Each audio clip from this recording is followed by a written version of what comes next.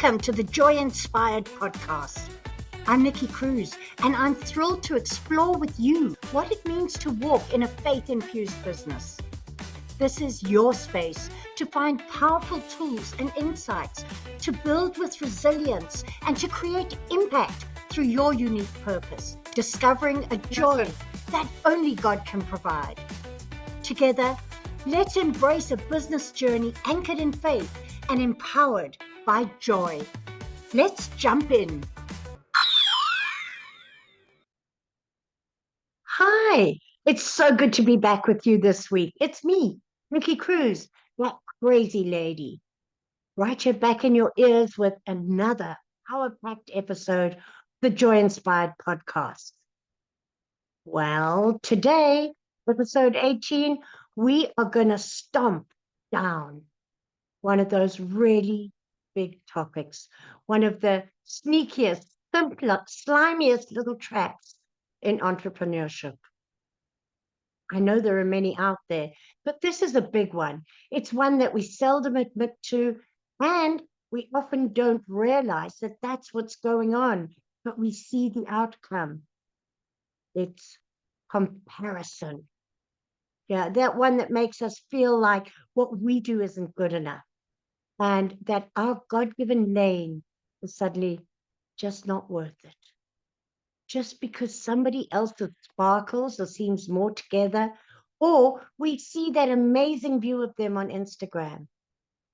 But hang on, before we get too deep into that, let's take a look at it from a different perspective, because so often we don't like to admit that we are standing in comparison.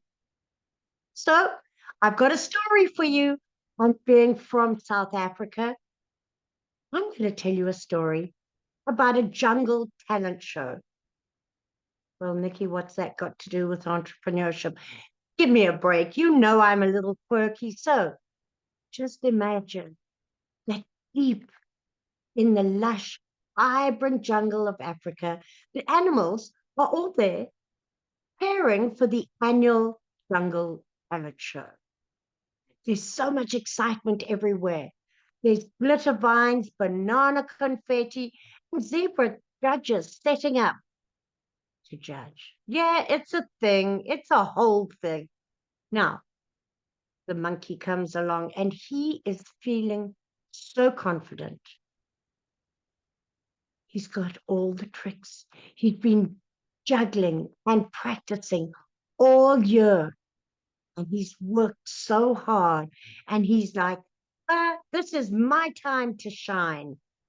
And then as he is practicing, he looks over and sees Miss Peacock. She is strutting her stuff. All her feathers are out, and they look like they were dipped in royalty and then kissed and blown on by heaven.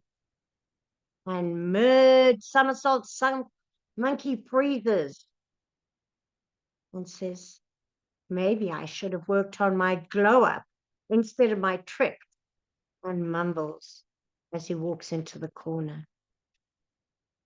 Ever looked at another one and felt just like that?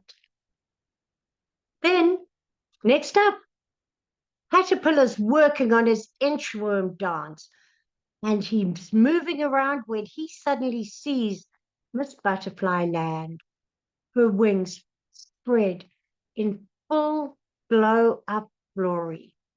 She's sparkling, she shines, her colors are uniquely mixed and matched, and it sounds like a symphony soundtrack as she lands. You know that feeling when everything stops and everyone's attention is drawn to someone else? And Caterpillar sighs. Why should I even try? I'll never be that beautiful. And all of a sudden, where there was so much excitement and enthusiasm, so much positive energy, the jungle is just deflated. And people's dreams are dissipating. And their identities are confused. Animals are canceling their entries left, right, and center. because they are staring at somebody else's God-given lane. Can you relate to that? Perhaps it's easier for us to put it in story form because we don't like to admit that we are standing in that space of comparison. So here's the thing. Comparison kills clarity. When we begin to start comparing ourselves to others, we lose the focus on our vision. And let's remember, God doesn't do copy and paste. He made you individually on purpose, for purpose. And Psalm 139:14 says, you are fearfully and wonderfully made. It doesn't say you're casually and copycatedly made. Comparison is the trap that tells you that someone else's calling is so much more valuable than yours. But you don't know, and I don't know what assignment is attached to their anointing.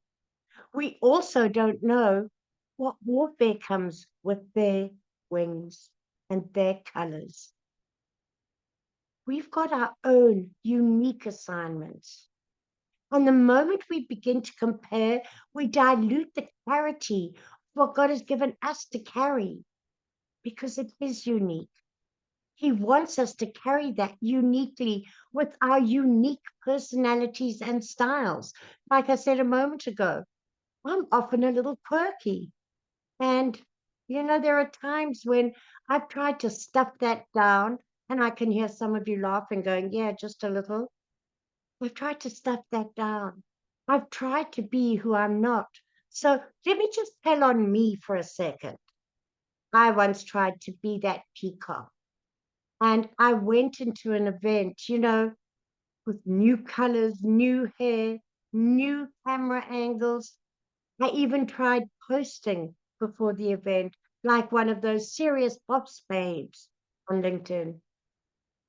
You know what? I ended up looking like I was constipated and confused at the same time. And why? All because what I was trying to do was out of alignment. I was mimicking instead of ministering. I was pretending instead of positioning myself in the lane God had called me to. I think we've all done it at some point or other. And I think we get so distracted and focused on other people's stuff. So, what do we do instead? Well, first of all, we get to appreciate who we are and recognize the season we are in. When we look at recognizing our season, what do I mean? The caterpillar wasn't meant to fly yet, but flying was certainly in his future. You may not be meant to stand on that stage and be that big yet. It doesn't mean it's not in your future. And Ecclesiastes 3:1 says, to everything there is a season. So as we go through, instead of looking at other people and looking at other businesses and other callings and going, oh, I want to be there, we get to recognize where we're at right now. Where you are now is perfect. That is where God is meeting you. But even in that time where you are in that place of growth, doesn't mean you don't celebrate those that are already in that place. So that monkey could have quite happily celebrate Miss Peacock. It wouldn't have taken away from Monkey's role and personality. You can celebrate others without shrinking back yourself. And it's important to do that. It's important to be encouraging one another because there is no competition in the kingdom. Genuine love, genuine kingdom living has a place for all of us. And when we get to celebrate others, we lift ourselves up, we lift the kingdom up, and we lift other people up. And Romans 12:15 says, rejoice with those who rejoice. So celebrate with those who are celebrating. You don't have to shrink back because of it. The greatness they have doesn't take away from the greatness you have. And then make sure that you are staying in your God-given lane.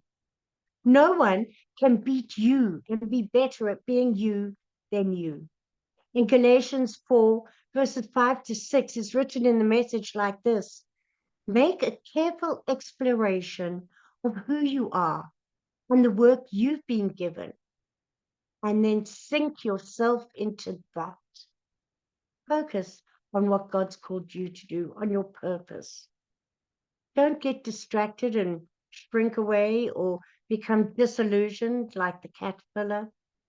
Where you're at and what you're working at is perfect. So if you've been sitting for so long and looking at somebody else's feathers, somebody else's wind, somebody else's glory, it's time, my friend, to get back in your tree, your nest, your cocoon, whatever it is. That is the place you are meant to be, so that you can become who you are meant to become.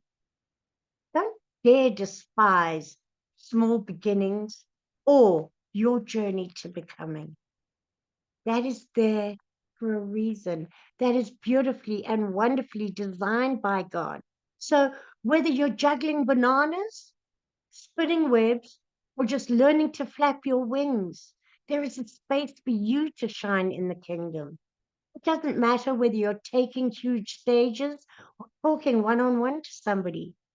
It doesn't matter whether you know all your scriptures off by heart already, or if you're just starting to get into the word.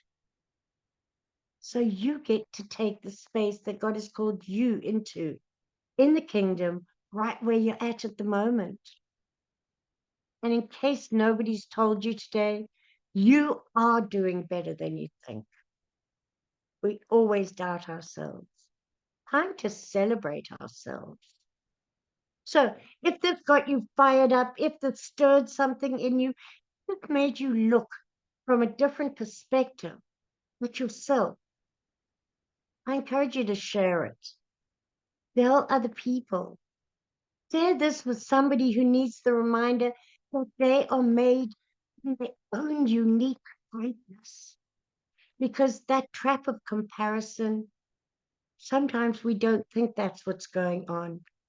And it comes out in fear and us withdrawing and pulling back from what we are called to do. And you know what? If you're ready to go deeper into discovering your God assignment and your God aligned lane, hop into the Jump membership, where we joyfully unleash a more powerful purpose without pretending to be somebody else and without pretending to be that peacock. So till next time, stay joyful, stay purposeful, and please stay in your God-given lane. Let the peacock be the peacock, and you just be you. Thank you so much for joining me on the Joy Inspired Podcast at www.joyinspiredpodcast.com. Make sure you hit that subscribe button so that you can get this and every other episode that comes out. We have lots of great stuff coming, and you don't want to miss it. So make sure to hit that subscribe. I am so grateful for all the reviews and comments, and I look forward to serving you in next week's episode.